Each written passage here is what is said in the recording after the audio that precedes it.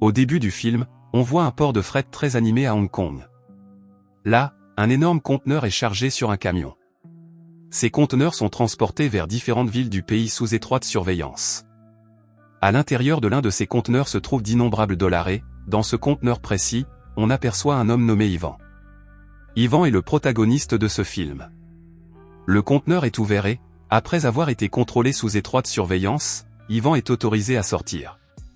Tous ces dollars sont arrivés à Hong Kong en provenance d'Espagne, pour un total de 1,5 milliard de dollars. Une fois la livraison effectuée et les dollars comptés, Ivan recevra une commission de 3%, soit environ 380 crores, c'est-à-dire 3,8 milliards de dollars. Ensuite, l'histoire remonte de quelques années en arrière, et nous découvrons le passé d'Ivan. Il gagne sa vie en travaillant comme gardien de parking, s'occupant des voitures qui arrivent à cet hôtel. Après avoir terminé son travail de nuit, Ivan rentre chez lui trempé par la pluie. Ivan a un père et une mère. Dès qu'il entre chez lui, il montre à sa mère ce qu'il a gagné dans la journée, ce qui la rend très heureuse. Bien que la situation financière de la famille d'Ivan soit actuellement précaire, il fut un temps où les choses allaient très bien. Le père d'Ivan avait autrefois lancé une grande entreprise de restauration en contractant un emprunt auprès d'une banque. Même si au début l'entreprise marchait très bien, celle du père d'Ivan s'effondre lorsqu'une récession économique frappe le pays. En voyant la situation de son père, Ivan a décidé, dès son enfance, qu'il deviendrait riche à tout prix. Au fil du temps, Ivan accepte un emploi de gardien de parking dans un grand hôtel pour essayer de subvenir aux besoins de sa famille. Dans la scène suivante, alors qu'il travaille à l'hôtel, Ivan remarque un homme nommé Larry. Larry est un ministre en exercice du gouvernement actuel.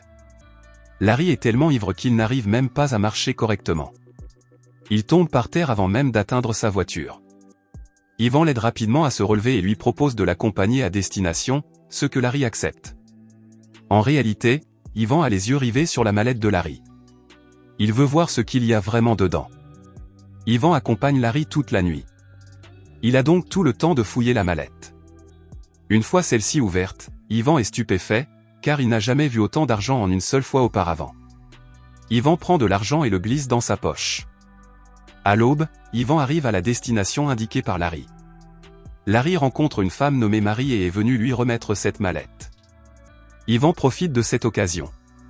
Il piège Marie dans un dédale de paroles et parvient à la convaincre qu'il peut faire un meilleur travail que Larry. Il affirme que les politiciens poignardent dans le dos les personnes pour lesquelles ils travaillent et les volent. Lorsque Marie vérifie la mallette, elle constate qu'il y a effectivement moins d'argent que prévu. C'est parce qu'Ivan avait déjà prélevé l'argent de la mallette auparavant. Marie demande alors à Ivan de s'occuper des livraisons à leur place. Pour chaque livraison, Ivan recevra 10 000 euros. Comme Ivan attendait justement une occasion comme celle-ci, il accepte immédiatement. Le lendemain matin, Ivan se rend chez un homme nommé Javi pour lui livrer un cheval. Javi a offert ce cheval à sa fille Sonia pour son anniversaire. Après avoir discuté, Javi pose quelques questions à Ivan et découvre qu'il vient de commencer à travailler pour Marie. Ivan réside également dans la même ville où Javi a grandi. À ce stade, nous découvrons l'histoire de la transformation économique de Javi. Autrefois, Javi travaillait dans un café. À cette époque, il a noué de solides relations avec des personnes influentes et puissantes. C'est grâce à leur soutien qu'il a connu le succès aujourd'hui. Selon l'accord conclu aujourd'hui, Javi enverra une mallette remplie d'argent à Marie par l'intermédiaire d'Ivan.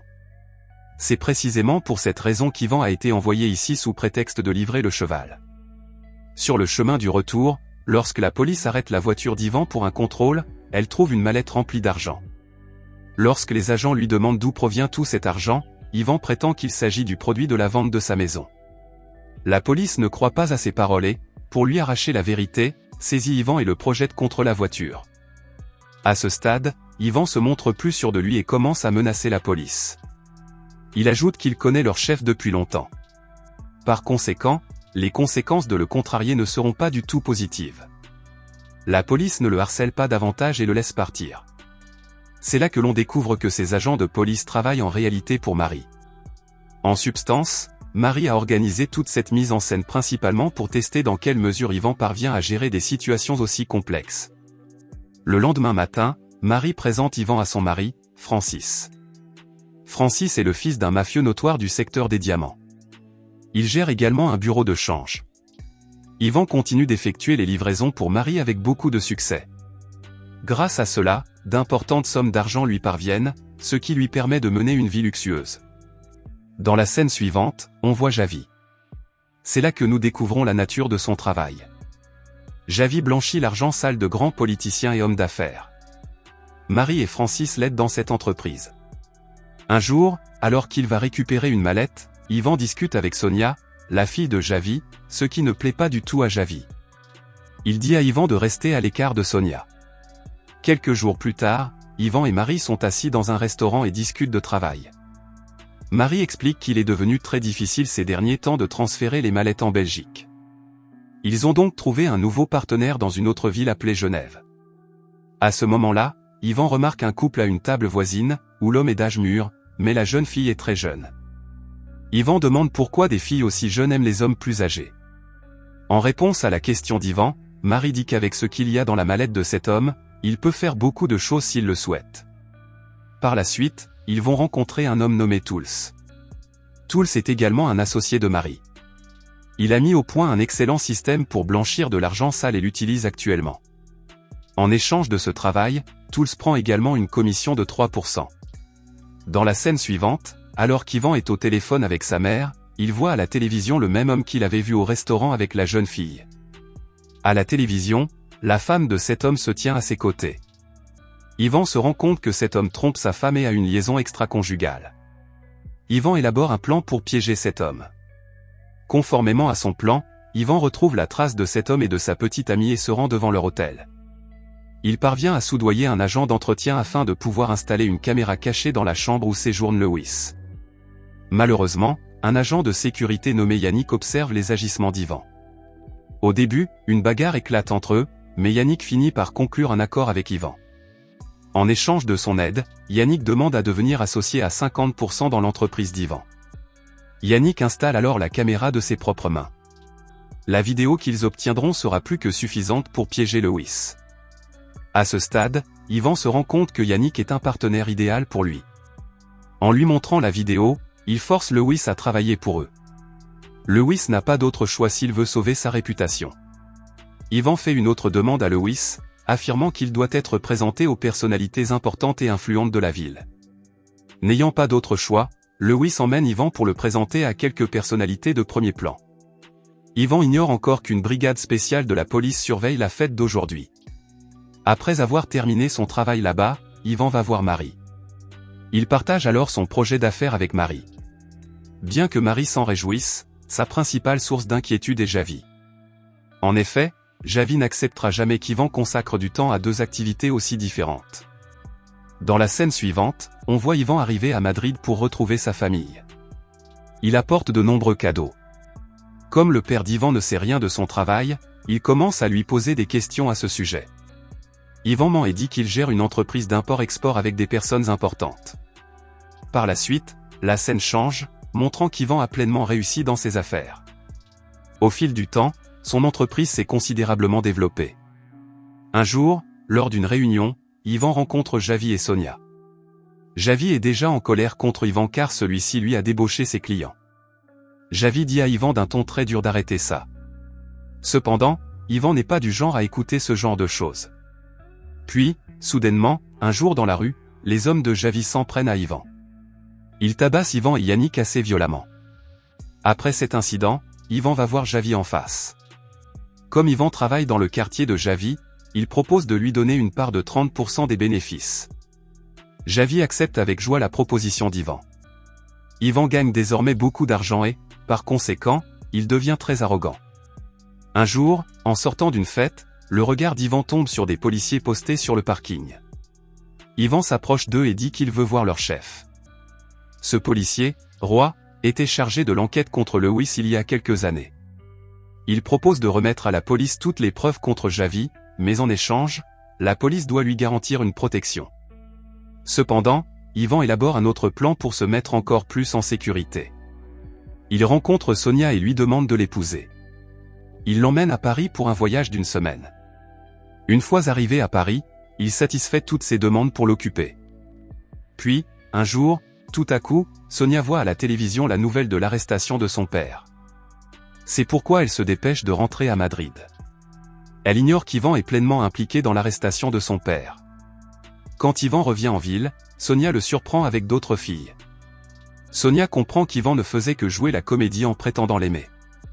Maintenant que Javi est en prison, Ivan veut s'occuper de ses clients, mais Marie refuse catégoriquement. En effet, comme Javi est en prison, sa liste de clients pourrait également être entre les mains de la police.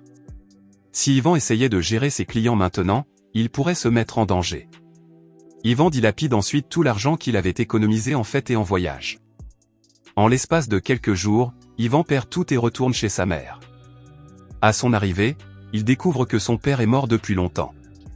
Désormais, Ivan est le seul soutien de sa mère. Ivan commence donc à réfléchir à une nouvelle activité qu'il pourrait lancer.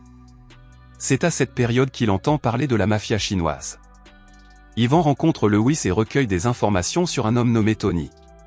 Cependant, la méthode utilisée par Tony est très archaïque, ce qui explique pourquoi ces hommes se font parfois arrêter par la police. Il emmène Marie avec lui et va rencontrer Tony. Là-bas, il dit à Tony qu'il va transférer l'argent bloqué en Suisse sur les comptes chinois de Tony. En échange, Tony leur donnera de l'argent liquide. Tout le monde apprécie ce plan d'Ivan S, et les opérations commencent en conséquence. Pour fêter cette bonne nouvelle, Marie et Ivan vont au restaurant. Peu après, Javi et Sonia se présentent là-bas. Javi a désormais découvert que c'est Ivan qui a révélé à la police tout ce qui l'incrimine. De la même manière, Ivan a également trompé Sonia. Javi a définitivement clos son affaire en soudoyant la police. Javi menace Ivan en lui disant qu'il ne s'arrêtera pas tant qu'il ne se sera pas vengé de tout. Peu après, Marie reçoit un appel et apprend qu'une jeune fille de leur département d'ingénierie logicielle a divulgué la liste des comptes bancaires suisses et l'a envoyée à la police. C'est pour cette raison que M. Tools et le mari de Marie, Francis, se sont enfuis avec tout l'argent qu'ils avaient. Alors que les deux hommes tentent de s'enfuir, la police les poursuit. Mais au milieu de la route, les hommes de ce client chinois, Tony, les interceptent. Par la suite, les deux hommes sont placés face à Tony. Lorsque les hommes de Tony s'apprêtent à tirer sur Ivan, celui-ci crie pour demander une dernière chance. C'est parce qu'il a un plan très important. Par la suite, Ivan se charge de livrer l'argent de Tony au bon endroit. Pour transporter tout l'argent d'Espagne à Hong Kong, il se cachera lui-même à l'intérieur du conteneur. Ainsi, selon le plan, Ivan arrive à Hong Kong en transportant l'argent dans un conteneur. C'est précisément la scène que nous avons vue au début du film. Mais soudain, la police de Hong Kong arrive et l'arrête. Par la suite, Ivan est renvoyé de Hong Kong en Espagne. Au fond de lui, il espère seulement qu'un bon avocat défendra son dossier et lui fera bénéficier d'une réduction de peine. Plus tard, Ivan découvre que Marie l'a dénoncé à la police uniquement pour se sauver elle-même. Par la suite, Ivan voit aux informations que Tony a lui aussi été arrêté par la police. Finalement, Ivan comprend que ses parents avaient raison. Ils lui avaient toujours dit de suivre la voie de l'honnêteté.